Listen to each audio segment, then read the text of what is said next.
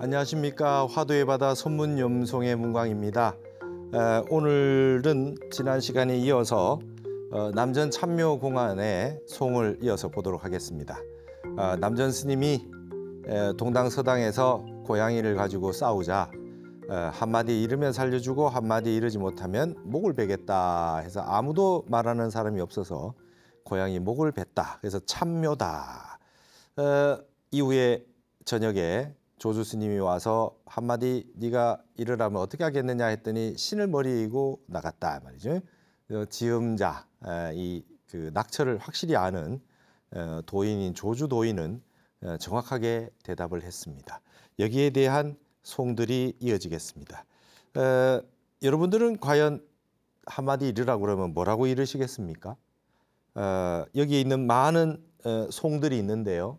그 가운데는 여기에 이 말들 가운데에서 송들을 보는 이치도 그렇습니다. 내가 그걸 가지고 깊이 참고를 하고 있다가 여기에 송에 나오는 그다음에 염에 나오는 조사 스님이 한마디 해놓은 것에 마음이 활짝 열릴 수가 있다는 거죠. 그래서 늘 선정산매를 닦는 화두공안을 참고를 하고 있다가 법문을 이렇게 향상구 공안 이렇게 이 조사 선지식 스님들의 법문을 듣다가 언하에 화두가 박살나는 수가 있단 말이죠. 그래서 이런 염송들을 꾸준하게 보는 것입니다. 항상 도를 담론하고 있다는 걸 잊지 마시고요. 송을 이어서 한번 보시도록 하겠습니다. 오늘은 본용용 선사의 송입니다. 설인 함강 사두하니 부류천지 괴신수라 그랬어요. 설인 그 칼날을 눈 칼날이라 그랬어요. 그러니까 서슬 시퍼런 칼날을 설인이라고 표현했죠. 그 서슬 시퍼런 칼날이 빛을 머금고 있어요. 빛을 머금고 있다. 여러분 칼날이 아주 그 날카롭게 잘 연마가 돼 있으면 빛이 오면 광채가 확 나지 않겠어요? 그게 마치 말이죠. 두성과 우성, 두성과 우성이 에다가 빗줄기가 쫙 비치는 듯이 그렇게 돼 있다.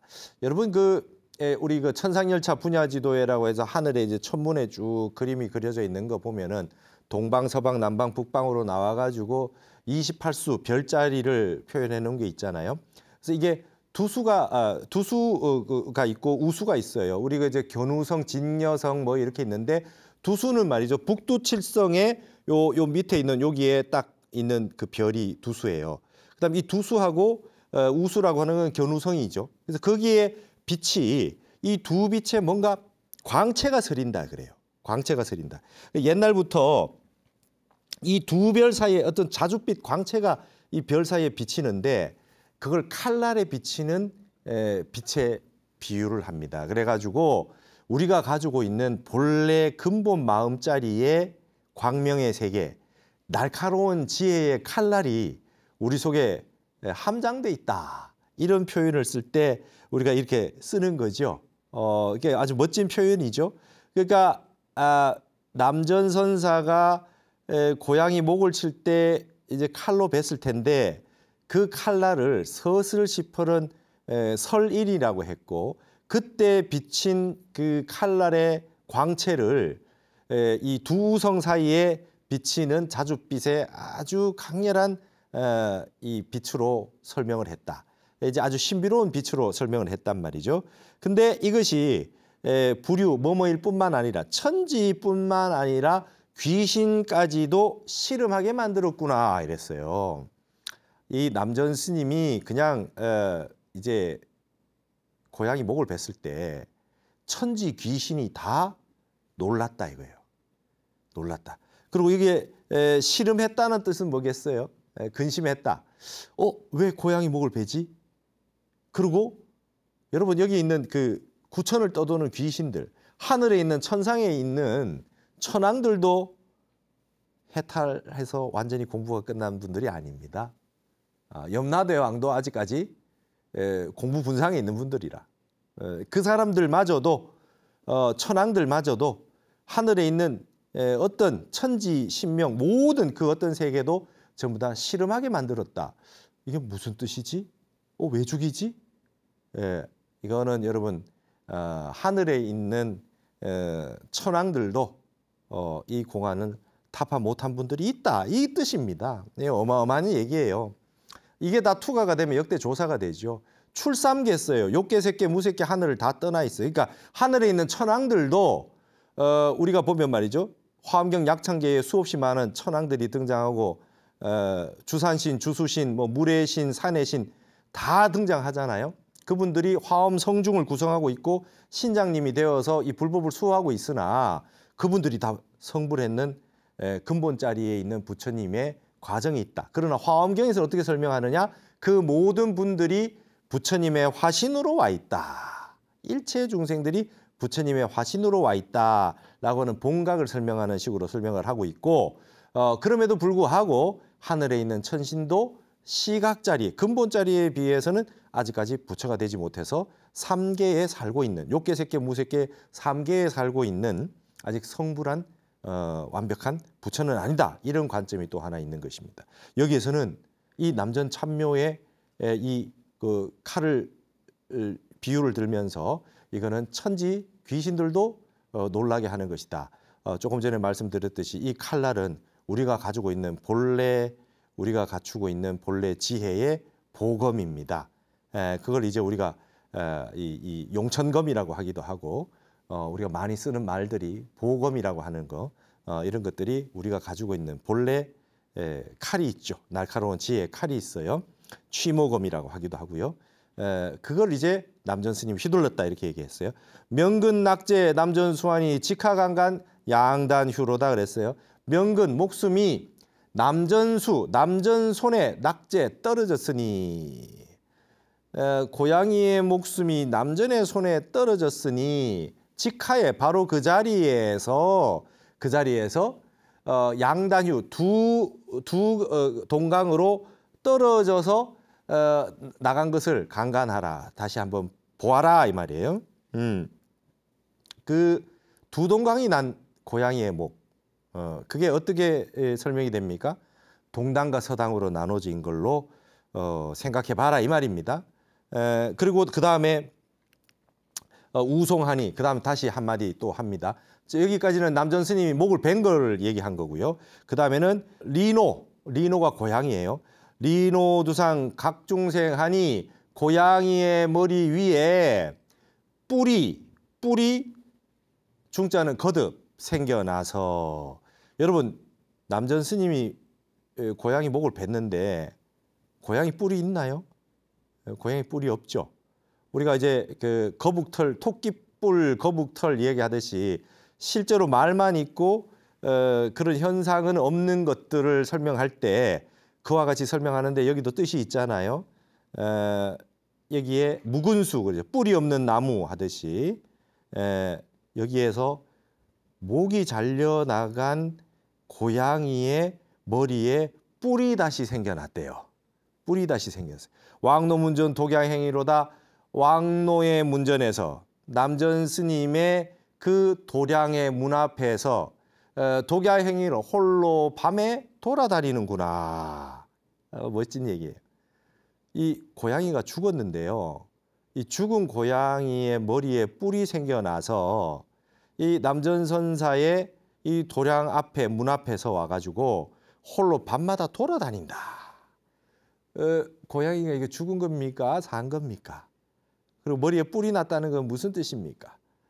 이제 처녀부지 하척으라 나리새니 밤에 돌아다닌다 그랬으니 나리새니 하척으라 어디에 갔는지 부지 알지 못하니 밤만 되면 이게 고양이의 영인가요?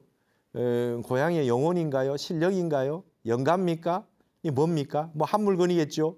이게 나리새니 어디로 갔는지 알 수 없으니 초산 무한 만쟁영이로다 그랬습니다. 초산에 무한한 한량 없는 그죠? 만쟁영이라고 쟁영이라고 하는 표현은 시에서 많이 씁니다. 산이 그 우뚝 솟아 있을 때 쟁영이라는 표현을 많이 써요. 매산자에 다 썼잖아요. 쟁영이라고 하는 거는 산이 우뚝우뚝 솟아 있는 거. 산이 이렇게 그냥 이렇게 평온한 정도가 아니라 우뚝 솟아서 바위산이 우뚝 솟은 모습을 이제 쟁영이라고 하거든요. 근데 이 만이라고 하는 거는 이제 거만한다는 거니까 아주 자랑스럽게 바위산이 우뚝 솟아가지고 높이 솟아 있는 것 같이 이렇게 돼 있다. 초산만이 무한하게 한량 없이 아주 자신만만하게 하늘에 우뚝 솟아 있구나. 지금 이런 표현을 썼어요. 그럼 초산이 뭐냐? 초산이라고 하는 거를 우리가 좀 알 필요가 있습니다. 초산에 여기 이게 써놨는데요. 초산이라고 하는 게 이제 중국의 형산이에요. 형산. 호북성에 있는 형산인데 여기에 이제 고사가 있어요. 이게 초나라 때 이 화시지벽이라고 하는데 이 변화라고 하는 사람이 있었어요. 변화라고 하는 사람이 있는데 이게 사람 이름입니다. 이 사람이 좀 특별했던 분인 것 같아요. 산에 봉황의 기운이 이렇게 싹 서리는 걸 봐요. 그리고 거기 가서 그 돌을 구하게 되는데 그 안에 아주 어마어마한 옥이 그 안에 깃들어지는 걸 알게 됐어요. 그래서 옥을 캡니다. 그 돌을. 근데 그걸 이제 다듬어야 안에 그 옥이 그 나올 거 아닙니까? 그걸 이제 화시지벽이라 그래요. 이 구슬벽자잖아요. 그러니까 변화라는 사람이 초나라 당시에 이 구슬을 구합니다. 이 옥을. 근데 그거는 겉으로 봐서는 잘 몰라요. 그냥 돌이에요. 그러니까 옥석을 구분하지 못한다는 거예요. 여기서 나온 거죠. 돌인지 옥인지 몰라요. 그 안에. 근데 이 사람은 그 기운을 보고 그 안에 있는 걸 알고 구해가지고 왕에게 바치거든요. 왕에게 바칩니다. 왕에게 바치는데 감정인한테 얘기했더니 이거 옥돌 아닙니다. 이거 좋은 거 아닙니다. 옥 아닙니다. 그래가지고 왕을 능멸했다 그래가지고 다리를 한쪽 자르는 그런 형벌을 줬어요. 그래서 옛날에 여러분 이제 월형이라고 하는 게 이게 이런 형벌이 있어요. 이게 뭐냐면 이게 칼도인데요. 칼도인데 이게 이렇게 생겼어요. 실제로 옛날 글자에 보면 이게 실제로 그 자르는 칼을 의미하는 겁니다. 그래서 이게 다리를 자르는 거예요. 이게 예전에 뭐 이런 식으로 해서 이게 이렇게 다리를 자르는 형벌이 실제로 존재했어요. 저 글자가. 한쪽 다리를 잘랐어요. 장애인이 됐죠. 그리고 왕이 바뀌었습니다. 왕이 바뀌고 나서 다시 이걸 진상을 하죠. 이 옥돌은 국가에서 중요하게 써야 되는데 이걸 갖다 이렇게 해서 안 되겠다 해서 왕이 바뀌어가지고 다시 한번 또 진상을 했는데 또 감정을 했는데 감정하는 사람이 알아보지 못하고 이거 돌이다 그래가지고 또 왕을 능멸했다 그래서 한쪽 다리가 또 잘립니다. 두 쪽 다리가 다 잘렸어요. 그래서 이분이 장애인이 돼가지고 뭐 말은 못하고 그다음에 왕이 바뀌었는데 이 옥돌을 가지고 껴안고 늘 울고 있었대요. 근데 그게 소문이 났어요. 다리가 두 쪽이 잘리면서까지도 그렇게 안타깝게 울고 있으니 소문이 나가지고 그 다음 왕에게 이야기가 들어가서 봤더니 이게 진짜 제대로 된 옥돌이라고 하는 거를 이제 알게 됐죠. 그래서 이걸 화시지벽이라 그래요. 그러니까 연산이 아니라 연성지벽이라 그래요. 이게 이제 연성벽이라고 하는 건데 유명한 이 옥돌입니다. 그러니까 여러분 이거 얘기할 때 왜 나오겠습니까? 겉으로 봐서는 보이지 않는데 숨어 있는 옥이잖아요. 여러분 여기에 있는 나오는 말들이 이게 전체가 말이죠. 전체가 우리가 본래 가지고 있는 불성을 비유할 때 불교에서는 연성벽, 화시벽 이걸 다 얘기하고 있는 겁니다.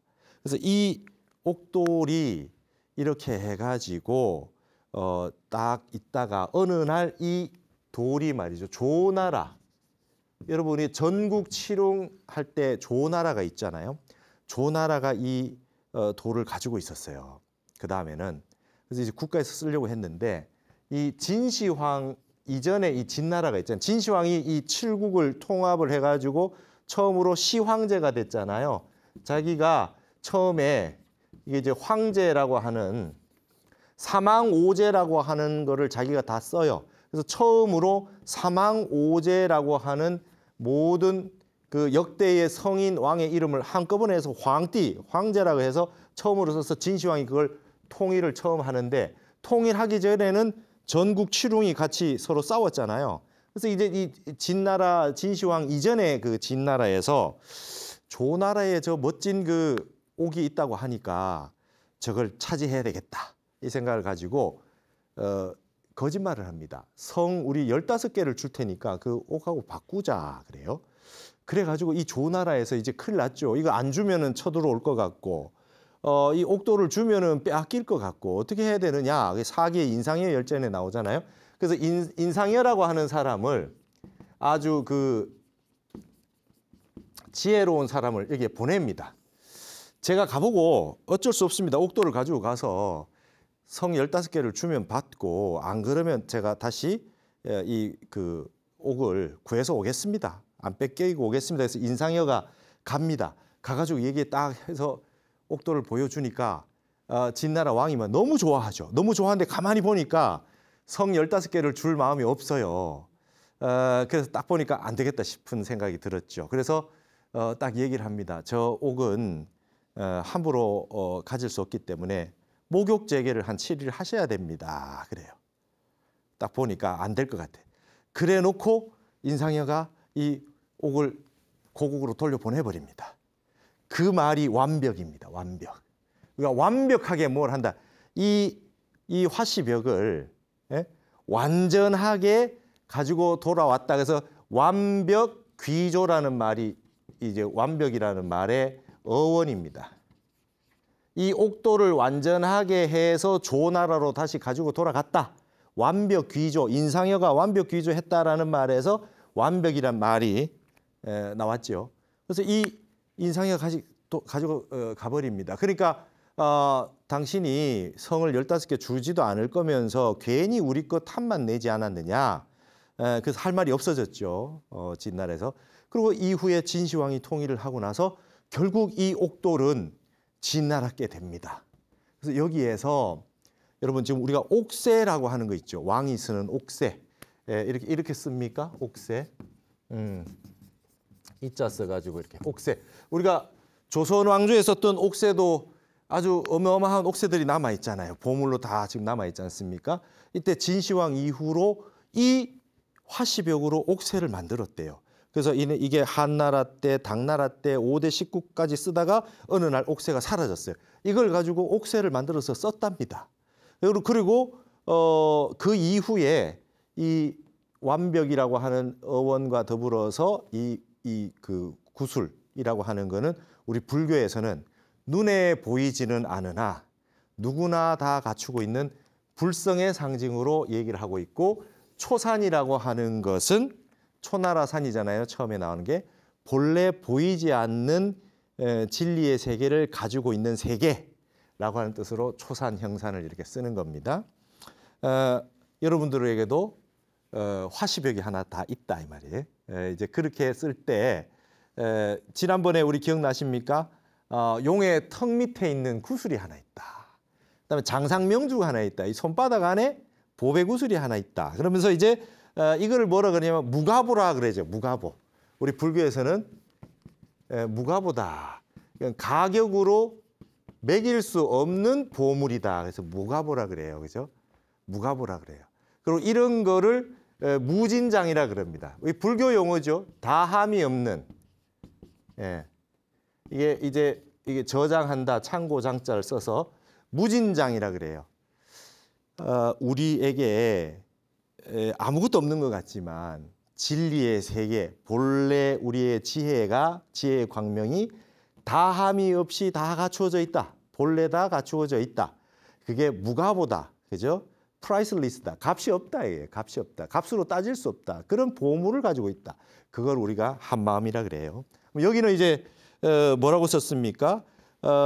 이 앞에 하늘 그 고양이가 참묘된 고양이 머리에 뿔이 달려가지고 밤새 돌아다녀요. 그죠? 밤새 돌아다니다가 아침 되면 그게 어디 갔는지 알 수는 없는데 그 초산만이 그 옥을 간직하고 있는 초산만이 높고 높은 봉오리를 보여줘가지고 끊임없이 자랑하고 있구나 이렇게 지금 표현을 했어요. 그러면 이제 남전 스님이 목을 벤 이 고양이의 목에 머리에 달린 그 뿔이 말이죠. 밤낮으로 돌아다니는데 그게 어느 날 이 연성벽처럼 그 옥처럼 그 산에 어딘가 숨어가지고 빛을 발하고 있다. 목이 잘린 이 고양이의 그 속에 진리가 담겨 가지고 우리의 진여불성으로 고이 간직되어 있다. 여러분 이 정도 되면 고양이 천도는 다 된 거 아닙니까? 이 정도로 멋지게 이 표현을 해놨습니다. 그래서 이제 초산 얘기 하나가 이게 이제 초산이 뭔 뜻인지 알아야 되니까 이렇게 좀 얘기를 장황하게 할 수밖에 없죠. 이게 중국시의 매력이기도 합니다. 근데 이 초산이라고 하는 거와 연성벽, 화시벽 이런 부분, 완벽 이런 얘기들을 분류해서 계속 이 고사로 많이 쓰고 있으니까 한번 알았으면 싶어서 길게 설명을 드렸습니다. 또 다음 송을 한번 볼까요? 독림총이 송하되 일도양단 남전령이요 한 칼에 두 동강을 낸 남전의 명령이요 당두고착 조주관이로다. 당장에 고착 높고 높이 당도한 조주의 관문이로다. 대를 이뤘죠. 하나는 남전의 명령, 하나는 조주의 관문. 남전 스님은 한 칼로 고양이의 목을 벤 것이고 조주 스님은 당장에 그 높은 경지에 딱 뛰어 올라가 가지고 당도해 버렸다. 그러면서 이게 조주의 관이라 그랬어요. 관문이라 그랬어요. 이런 우리가 공안을 보고 모를 때에는 내가 관문에 다다라 있구나. 내가 이 관문에 막혔구나. 그런 생각을 하셔야 된다는 거죠.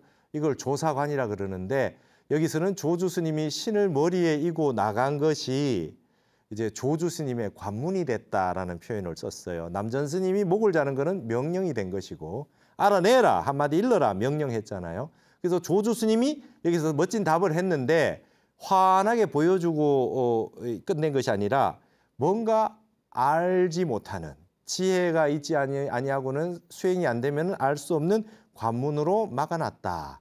그래서 병면양무 종정한 이런들 우수유수 낙인간이로다 그랬습니다.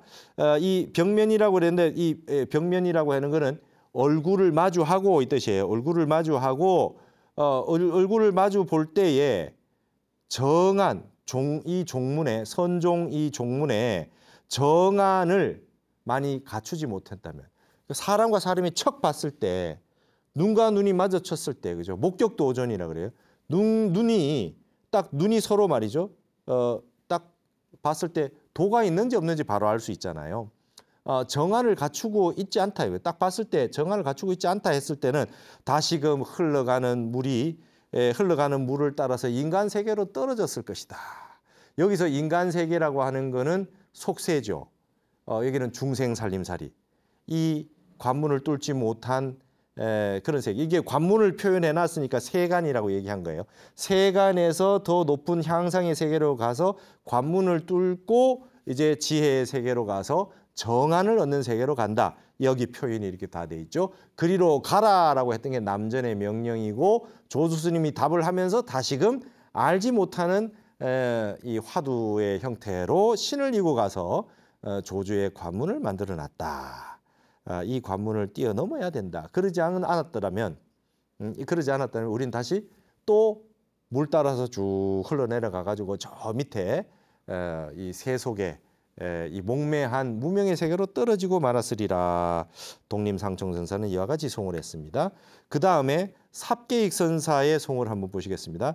동서양반 지인 전주원을 남미 폴의 총불수로다. 가성묘와 경참각이러니 지금 노서 요 추추로다 그랬습니다. 이게 재미난 표현이에요. 이게 좀 아주 풍자가 있는 것이죠. 동가서의 양반, 동가서에 있는 두 들이 있는데 두 들이 지인 전주로다 모두가 논밭이다. 이게 무슨 뜻이냐면 방장스님 계신 중앙에 동당 있고 서당이 있는데 여기에 동가서의 양들이 전부 그냥 논밭이라. 논밭. 이제 이 논밭이 뭡니까? 이제 제자를 기르는 곳이잖아요. 인재를 양성하고 눈밝은 선지식을 키우기 위한 논과 밭이었단 말이에요. 이 동당 서당이. 그런데 람미, 쌀알이에요. 쌀알이 거기에다 쌀을 폴에 뿌렸어요. 거기에다가 논밭에다가 쌀을 쫙 이제 이 씨를 뿌렸단 말이에요. 딱 뿌렸는데 뭡니까? 총불소로다. 걷어들이는 거는 하나도 없었다. 남전 스님 한마디 일러라 그랬을 때 한마디 일러야 되는데 지금 제자를 동당서당에 제자를 기르고 있는데 그 논밭에 씨를 다 뿌려가지고 그 모내기를 다 해가지고 해놔도 하나도 건진 게 없어요. 이게 추수가 안 돼. 하나도 건진 게 없어요. 조주 스님 외에는. 그래서 가석하다 아깝구나. 묘와 참각하니 아쉽도다. 괜한 고양이만 말이죠. 가볍게 경솔하게 목이 베어 나가가지고 그래가지고 지금에 이르기까지 지금이란 말이 지금에 이르기까지 이 뜻이잖아요. 지금껏 노서 늙은 쥐가 시끄럽게 요라고 하는 건 요라고 요중 공부 그러잖아요. 시끄러운 가운데서 공부하는 걸 요중 공부라 그래요. 이게 문문자 안에 저자 시자가 들어 있어요. 그러니까 이제 이 시끄러운 세상을 시장 바닥에 표현한 거죠. 우리가 이제 도성 안에 문이 있고 그 안에 저자가 형성돼 있는 원래 우리 이제 성곽도시니까 그죠? 우리도 서울도 도성이잖아요. 유럽도 다 그렇듯이 이게 시끄러운 속에서 치우치우 이게 발음입니다. 치우치우 입구자로 해가지고 소리를 표현하는 거예요. 찍찍이에요. 치우치우로 이제 찍찍이라는 거예요. 늙은 쥐가 요란스럽게 찍찍거리고 있구나. 이거 뭔 말이냐면 고양이를 죽여버려가지고 그냥 쥐들이 살아서 막 돌아다닌다 이 소리입니다. 남전 스님이 한마디 이르면 살려주겠다 했는데 한마디 이르지 못해가지고 괜히 고양이만 죽였더니 온 동네 그냥 늙은 쥐가 온 동네 찍찍거리고 돌아다니고 있구나. 아휴 어떻게 이렇게 거둬들인 게 없냐. 참 그 제자들 형편없구나 이 말이에요. 그리고 또 삽기익성사 우송하되 타파회서 적각귀하니 일천한설 소광이로다 그랬습니다. 개가부도 호병이 하니 유향군전 수신기로다. 이건 무슨 소리냐. 또 비유를 했어요. 조금 전에는 고양이를 죽여놔가지고 그냥 늙은 쥐가 막 온 동네 돌아다니고 있구나. 하나도 인재를 양성하지 못해서 눈 밝은 선지식이 조주 스님 빼고는 하나도 없었다 이 얘기를 했는데 여기는 또 다른 비유를 들었어요. 타파했다. 깨무섰다는 거예요. 회수의 서쪽 지방에서 이 적을 이기고 돌아와 가지고 적각귀했다. 이게 붉은 다리로 왔다는 건 이제 맨발로 돌아온 거죠. 이제 이기고 돌아온 거예요. 적을 무찌르고 이렇게 딱 돌아왔어요. 근데 하늘 가득 일천, 하늘 가득 한설, 그죠? 차가운 눈이 말이죠. 차가운 눈과 같은 여기도 이제 빛을 그렇게 비유한 거죠. 하늘 가득 차가운 눈의 광채가 번쩍이고 있다. 광휘가 빛나고 있다. 지금 이제 회수의 서쪽에서 적을 무찌르고 이렇게 왔어요. 이게 여러분 전쟁 나가면 목을 베고 오잖아요. 옛날에는 전쟁을 그렇게 싸웠지 않습니까? 그러니까 고양이 목을 벤 거를 이와 같이 그냥 또 표현했어요. 이 적의 목을 베고 맨발로 이렇게 돌아왔는데 그 광채가 아주 그냥 빛이 번쩍번쩍 나는 거예요. 이 칼날의 빛이 번쩍번쩍 났죠. 근데 개가 이렇게 승리의 놀이, 승리의 노래죠. 승리의 노래. 이제 개선문 할 때 이제 딱 이제 승리의 노래를 부르면서 쫙 해서 왔는데 오랑캐 군대의 귀에는 이 승리의 노래가 들리지 않으니 이르지 않으니 그럼 오랑캐는 누굽니까? 한번 보십시오. 뒤에 여전히 문 앞에서 신호깃발을 지키고 있네. 수신기를 우리가 전쟁할 때 이쪽에서 이게 뭐 통신을 하기 위해서 깃발을 하기도 하고 봉화를 띄우기도 하고 파발을 하기도 하잖아요. 그 깃발로 이렇게 표시를 할 텐데 이 앞에서 말이죠. 전쟁이 아직까지 어떻게 됐는지 몰라가지고 저 먼 발치에 깃발이 어떻게 되느냐 그것만 문 앞에서 지켜보고 있다는 거예요. 벌써 전쟁 다 끝나고 승리해서 개성가를 부르면서 승리의 노래를 부르고 막 오고 다 왔는데 돌아왔는데도 오랑캐들은 이 노래를 듣지도 못하고 깃발만 쳐다보고 있구나 그랬어요. 여기 오랑캐 군대의 귀에는 들리지 않는데 했을 때 이 오랑캐는 누가 되겠습니까? 동당과 서당에 있는 남전 스님의 제자 스님들. 그 뜻이에요. 그러면 남전 스님이 목을 베라라고 했을 때 그게 이미 끝났어요. 그리고 조수 스님이 머리에 신을 이고 나갔을 때 벌써 다 알려준 거예요, 답을. 그랬는데도 불구하고 아직까지 그 노래는 아무도 듣지도 못하고 멍청하게 저 또 건너편에 또 깃발에서 언제 그냥 소식이 오려나 하고 문 앞에서 그냥 지키고 있다 이렇게 얘기했어요. 여전히 조수 스님이 신을 이고 갔음에도 불구하고 동당과 서당의 스님들은 전혀 낙처를 알지 못하고 아직까지 문 앞을 지키고 저 서가지고 있구나. 그 뜻을 이와 같이 이제 얘기를 한 겁니다. 그다음에 취암종 선사 송을 또 한번 보시겠습니다. 성리장금 수변별고 돌 속에 있는 숨겨진 금을 누가 분별해 낼 수 있으리요. 조금 전에 이제 화시벽을 얘기했는데 돌 속에 말이죠. 이렇게 그 금도 숨어 있잖아요. 그러니까 이제 돌 속에 숨어 있는 금을 누가 가려낼 수 있겠는가? 유인 당기 소 흔반이라 유인 지나가는 사람 유유하게 놀고 이렇게 지나가면서 이렇게 돌아다니는 사람 말이죠. 그 사람만이 단지 뭡니까? 흔반, 그 흔적, 그죠? 흔적이 반이라고 하는 건 얼룩입니다. 그 얼룩진 흔적을 소라고 하는 건 이제 소동파 할 때 소씨가 있잖아요. 소생한다는 뜻이거든요. 소생. 거기에 숨겨져서 조그맣게 드러난 이 말이죠. 조그맣게 이게 드러난 이 흔반을 그거를 숨어 있는 그 소생한 얼룩무늬만 보고 있구나. 지나가는 사람은 안에 있는 금은 보지 못하고 그 겉에 있는 그 표면에 있는 흔적만 밖에 나와 있는 것만 지켜보고 있구나. 남전선사의 속 내용은 하나도 모르고 마음속에 있는 깊은 진리의 세계는 보지 못하고 그 한마디 일러라 했다가 고양이 목을 자르는 그 껍데기 그 흔적만 보고 있구나. 그랬어요. 각피석인 규득파하야 그다음에 철선제입 동정산이로다. 그래서 이 동정산이 나왔어요. 각피 호련이 말죠. 호련이 도리어 호련이 돌 사람이는 이제 돌 다루는 사람입니다. 광부가 규라고 하는 거는 규득파 했다는 규라고는 훔쳐보는 규자예요. 이렇게 그 간파하는 거 이렇게 멀리서 이렇게 훔쳐보는 거죠. 딱 이렇게 규라 그래요. 규득파, 규파 했다는 걸 봐가지고 알아냈다 이게 간파했다 이 말이죠.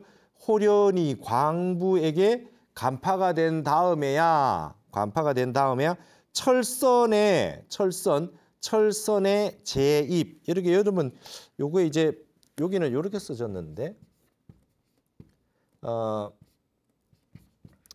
이게 옛날 판본이라서 책에 이렇게 돼 있는데 요거를 일부러 놔뒀습니다. 글을 나중에 보시면 아시라고 이게 배선자를 옛날에 이렇게 썼습니다. 배선자를 철선의 재입이다. 실을 제자죠. 거기에 철선에 실려 가지고 동정산으로 들어갔구나 그래요. 호련이 광부에 의해 가지고 간파당하고 나서 철선에 실려서 동정산으로 들어갔구나. 여러분 이 동정산은 동정호가 있는데 여기 지금 동정산 해놨잖아요. 동정호에 중국 동정의 통띵호라고 하는 그 아주 유명한 호수가 있잖아요. 거기 있는 섬의 하나로 진시황이 여기에 머물렀대요. 진시황이 머물렀기 때문에 임금 군자를 써서 군산이라 그래요. 우리나라에 있는 군산하고 다릅니다. 우리나라에 있는 군산은 이렇게 쓰죠. 무리군자 군산을 씁니다. 여기는 이제 진시황이 살았다 그래서 임금 군자를 써서 군산이라 그러는데 동정호 안에 호수 안에 조그만한 그 섬이 있었어요. 근데 진시황은 불로장생하려고 이 약재도 구하고 뭐 우리나라에까지 약초를 구하러 왔다고 그런 말이 있을 정도로 불로장생하려고 그랬잖아요. 동정호 안에 있는 섬에 머물렀으니 여기가 뭔가 특별한 기운이 있어서 불로장생할 수 있다고 생각을 했던 것 같아요. 이게 신선의 거처로 알려져 가지고 여기에 이제 이 동정산 안에 아까 말한 그 금과 관련된 이야기들이 많이 전한답니다. 숨어 있는 금이 있다 이거예요. 그래서 오나라 손권이 지배할 때는 사람들을 시켜가지고 이제 금을 캐오도록 했는데 갑자기 금이 말이죠. 이게 신선의 세상이라고 하는 게 드러난 김에 갑자기 금이 소로 변했어요. 그래가지고 산 위로 막 달아나는데 발자국이 남아 있다는 거예요. 발자국이 남아 있다는 거예요. 그래서 이제 우리 선의 문헌에서는 상투적인 분별로 알 수 없는 경계를 나타낼 때 이제 동정호나 동정산이란 말을 써요. 신선이 사는 곳. 글로 쑥 들어가 버렸다. 글로 들어가 버린 거 뭡니까? 금이 소로 변해가지고 막 발자국을 남기고 신선이 살고 있고 하는데 갑자기 동정산으로 들어갔다. 그래 버리면 알 수 없는 세계로 들어갔구나. 자, 이거는 이제 도교의 신선과 관련된 이야기잖아요. 근데 이걸 선에서 이 개송을 썼을 때는 어떤 경계가 있어요, 여기. 여기 이제 동정산이단 말이죠. 여기에 금이 있어요. 금이 있는데 여기에 경계가 있어가지고 일로 들어간다 그랬어요. 이게 이제 입이라는 표현을 썼잖아요. 어떤 세계로 들어갔다. 이게 도교에서는 여기는 신선이 사는 곳이다. 신선이 사는 곳인데 우리가 선에서는 여기를 뭘로 사느냐. 선정에 들어가지고 무심의 세계, 그죠? 무심 선정의 세계로 지혜 진리의 세계로 들어가는 걸 얘기하고 여기에 있는 금은 앞에 나온 그 초산의 옥돌처럼 근본 자성을 얘기하게 됩니다. 이 속으로 쑥 들어가 버렸네. 그러면 여기에는 언어 문자가 통용되는 세계지만 이 세계는 언어 문자가 끊어진 세계, 진리의 세계, 알 수 없는 세계. 남전 스님이 고양이 목을 쳤는데 목을 치는 용의 세계는 여기에 있으나 도대체 어떤 마음의 본체에서 이러한 용이 나왔는지 알 수가 없는 세계. 이 속으로 들어가면 알 수 없는 진리의 세계가 있다라는 표현으로 신선과 도가에 있는 내용을 선에서는 이렇게 지금 쓰고 있는 거죠. 그러면 앞에 있는 내용을 이걸 가지고 어떻게 한번 연결해 볼까요? 돌 속에 있는 감춰진 금을 누가 알 수 있겠느냐. 지나가던 사람은 겉으로 드러난 얼룩만 볼 뿐 그 안에 금이 들어있는지 알지 못하네. 호련히 광부에 의해 가지고 간파당하고 나서야 철선에 실려서 동정산으로 들어갔다네. 자, 지금 갑자기 광부에 의해 가지고 그 안에 금이 있는 거를 딱 알아차리는 사람이 나타났어요. 그러니까 그 돌이 그냥 밖에 있으면 안 되죠. 이미 그게 그 보통 돌이 아니니까. 그래서 그게 철선에 실려 가지고 동정산으로 다시 들어가 버렸어요. 다시 들어가 버리고 나면 우리가 또 알 수 없는 세계잖아요. 그 세계에 못 들어간대요. 그 도연명의 도화원기처럼 무릉도원처럼 들어가면 찾아 들어갈 수가 없다. 여기에 광부에 의해 가지고 간파당하고 나서 동정산으로 다시 들어가 버렸네 하는 뜻은 무엇이겠습니까? 광부가 누굽니까? 광부가 조주죠, 조주. 이 처음에 이 남전선사가 이 돌을 가지고 이렇게 들어 보이면서 이 비유가 이래요. 돌을 가지고 들어 보이면서 이 안에 있는 금에 대한 소식을 한마디 일러라 한 것 같다는 거예요. 근데 지나가는 사람들은 이게 겉에 있는 걸 못 알아보고 껍데기만 볼고 안에 이제 금이 있는지를 알지 못하잖아요. 근데 아무도 이게 알지 못해. 이건 돌덩어리 들고 왜 저러시나 이러고 있었다는 거예요. 그랬더니 광부가 나타났어요. 돌을 제대로 볼 줄 아는 사람이 나타났어요. 그 안에 있는 금이 있는 걸 알아챘단 말이죠. 신을 이고 나간다라고 하는 게 그 안에 돌 속에 들어있는 금을 알아봤다는 거 아니에요. 조주 스님이 그걸 딱 알아보고 나니까 이게 그대로 있으면 안 되잖아요. 다시금 그게 그 돌이 동정호 안에 있는 그 동정산으로 다시 들어가 버리고 말았네.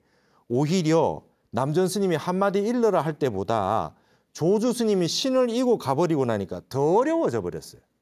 알 듯 모를 듯 했는데 왜 지금 머리에 신을 이고 나갔는고 해서 오히려 바깥으로 드러나는가 싶었더니 조주라는 광부가 나와가지고 그거를 알아차려 버리고 나니 그 돌이 소가 돼가지고 뭐 움직이기도 하듯이 저절로 알아서 그냥 배에 실려가지고 동정산으로 들어가 버리고 말았구나. 지금 이제 이런 표현을 써놨어요. 이제 여러분 오늘은 별의별 비유가 다 등장하고 있죠. 괜히 고양이를 죽여가지고 온 동네 쥐들이 그냥 찍찍거리고 돌아다니고 있다. 논밭에 이제 좋은 이 벼를 다 뿌려가지고 벽실을 뿌려가지고 좋은 수확을 거두려고 그랬는데 하나도 수확을 못 거두고 있다. 그리고 벌써 전쟁은 다 끝나서 승리의 노래를 부르고 이렇게 다 끝났는데 그것도 모르고 문지기 있는 이 오랑캐들은 말이죠. 저 멀리서 전쟁 끝났다라고 하는 깃발만 다시 언제 그 깃발이 신호를 줄까 멍청하게 기다리고 있다. 그다음에 돌 속에 들어있는 금을 알지 못해가지고 사람들은 껍데기만 보고 있다가 결국 멋진 광부 조주가 나타난 다음에 그게 값어치가 있어지니 그 돌이 금을 품고 있는 돌이 다시 동정산으로 들어가 버렸다. 멋진 비유들이 여기에 막 등장하고 있습니다. 그래서 그거를 알 수 있는 우리가 이 남전 참묘의 공안을 남전 스님이 목을 뱉는데 조주 스님이 신을 이고 나간 이 공안을 알게 되면 우리가 본래 가지고 있는 우리 속에 가지고 있는 아주 완벽한 이 옥돌이 있다. 보배 구슬이 있고 그다음에 돌 속에 감추어져 있는 진금이 있다. 그걸 알 수가 있다 이 말입니다. 그걸 위해서 남전 스님은 진리를 드러내기 위해서 대자비의 아주 서슬 시퍼런 칼날로 그 고양이의 목을 뱉다.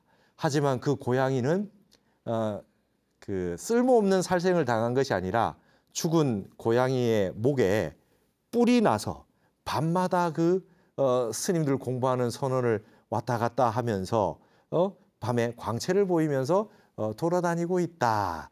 뭐 이런 그 개송들이 많이 나와 있습니다. 어떻습니까? 이게 이제 중국의 한문으로 되어 있는 한시의 세계입니다.